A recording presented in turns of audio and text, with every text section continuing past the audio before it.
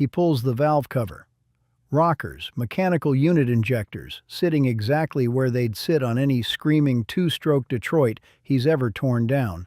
So he relaxes. He thinks he knows this engine. He doesn't.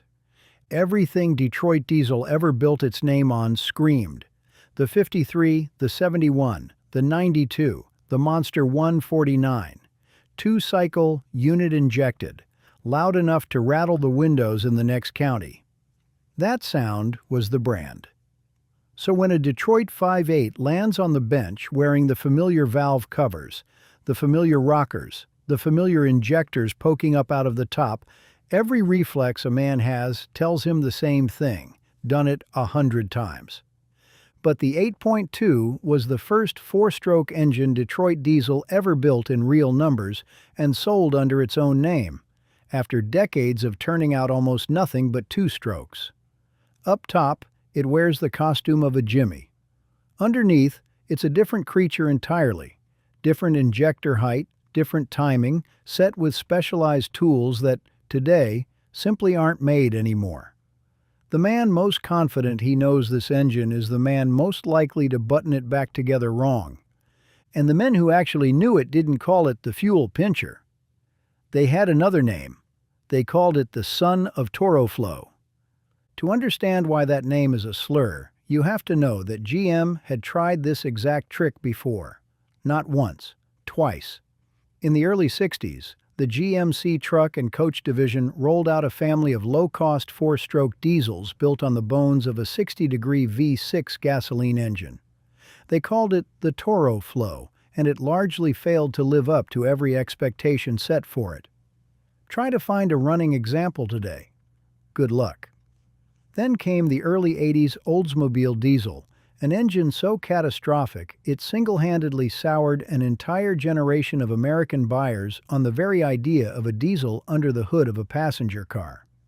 So the fuel pincher wasn't GM's first crack at a cheap diesel, it was the third. And you have to remember the climate it was born into.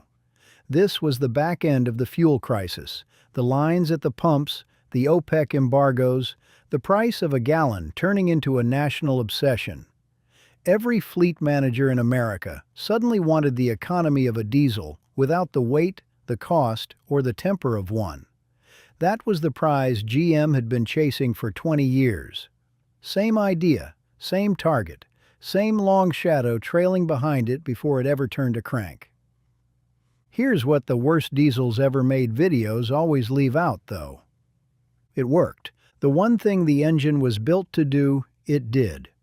Detroit called the magic Swirl-Fire combustion, and there was nothing fake about the engineering.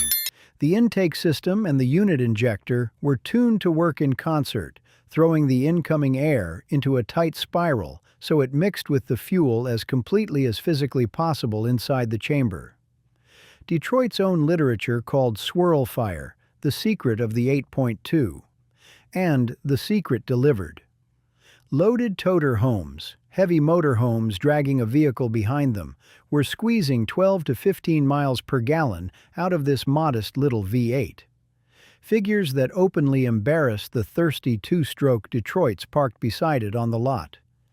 Figures that embarrassed the Cat 3208 next door. For one clean moment, after 20 years of trying, GM had finally built the light, cheap, frugal diesel it had been after the whole time. And that, precisely, is where the whole thing begins to fall apart. Because every decision that made the 8.2 light and cheap and frugal is the identical decision that made it fragile. The strength and the weakness aren't two different stories. They're the same story, told from opposite ends. It starts in the block. To shave weight and cost, Detroit gave it an open-top deck with freestanding cylinders. Say that slowly if you turn wrenches for a living. An open deck, freestanding cylinders, in a diesel that lives and dies by compression. So one bad afternoon, one overheat, one heavy pull up a long grade in July, and a cylinder would expand and clamp down hard on the head gasket. Then the engine cooled off, and the gasket, once it had been crushed, never sprang back to fill the space. Now you've got a gap where there used to be a seal, and right behind that gap comes the coolant. Every shop that ever touched one tells the identical, miserable story. Tear it down, ship the heads out to be resurfaced, bolt the whole thing back together, torque it to spec, send it on its way. And it would not be long, sometimes not long at all, before that same truck came creeping back through the bay door with coolant in the oil and oil in the coolant, the exact failure you'd just spent 2 days curing. You couldn't even muscle the problem by clamping the heads down tighter, because there simply weren't enough bolts to do it. The 8.2 didn't carry enough head bolts to hold the heads against the pressure they were already under. And that is the cruel little joke for anyone who ever dreamed of waking one up. Detroit did build factory turbocharged versions, but those were a different animal, built stronger to live with the boost. Bolt a turbo onto a plane naturally aspirated one though, and the heads worked themselves loose because there was never enough holding them down to begin with. A later head bolt upgrade helped. By then, the verdict had long since hardened into legend. But the head gaskets are the famous killer. Everyone who's ever heard of this engine has heard about the gaskets. The failure almost nobody mentions, the quiet one, the insider's one, is the thing that truly put these engines in the ground. The oil pump. In a proper diesel, in any engine built to work for a living, the oiling system gets treated like scripture. The 8.2 ran its oil pump off a gear hung on the back of the camshaft, the cut-rate way a cheap gasoline engine does it. And that gear stripped its teeth. The moment it let go, oil pressure vanished, and the engine went with it. Dead. The few men who genuinely understood the 8.2 built a ritual around it. Once a year, pull that gear, inspect that gear, lay hands on that gear, and pray. Because that single gas engine shortcut, tucked away at the back of the cam, was a death sentence sitting quietly on a timer. And it still wasn't finished betraying the people who bought it. Straight from the factory, GM rated the thing to spin all the way to 3,200 RPM. And at 3,200, it would obligingly twist itself into scrap. The fix never came down from engineering in Detroit. It was discovered out in the field by the drivers and owners running them every day, who learned that if you set the governor back to 2,800, the very same engine would suddenly go the distance. And if you have ever stood beside a diesel that chose to run away on its own, the tach sweeping past 4,000 and hanging there, howling, the key already turned off in your hand, then you know that's no figure on a spec sheet. That's a grown man walking backward across a concrete floor, wondering if the block is about to let go in his direction. Now look at where all of this ended up living. The easy assumption is a GMC coach or a yellow school bus, and yes, it went there by the thousand. But the 8.2, a General Motors engine, blood and bone, also found its way under the hood of Ford trucks. Ford F700s rolling around with a GM diesel up front. It went into GMC 7000s, into standby generators, into street sweepers grinding through empty parking lots at 3 in the morning, into JC31s, into mainship cabin cruisers riding the chop. And out on the cold Atlantic, Boston lobstermen took to them, ran them hard every season, and swore by them to anyone who'd listen. So you're left with an engine that was somehow everywhere and trusted nowhere. A parent bore block, no liners, no sleeves anywhere in it, which means when it finally wears past the limit, you can't just drop in fresh sleeves and bring it back the way you can with a real sleeve truck engine.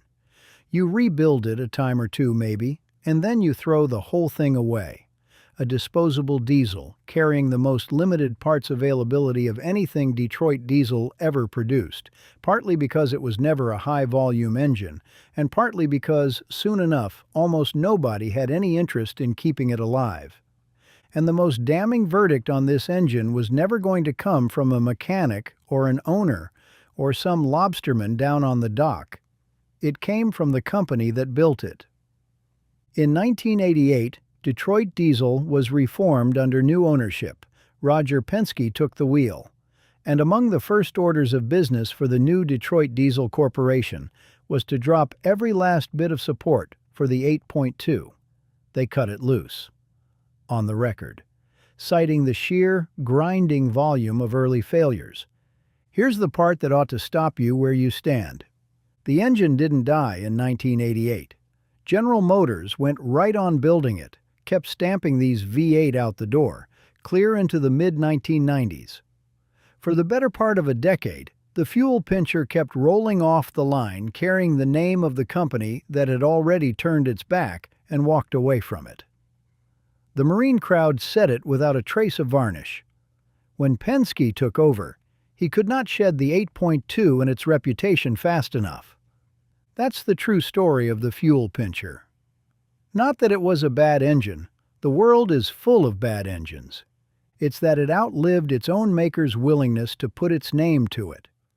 The man at the bench, valve cover still in his hands, certain he's looking at just another Detroit. He's holding the only one Detroit itself refused to defend.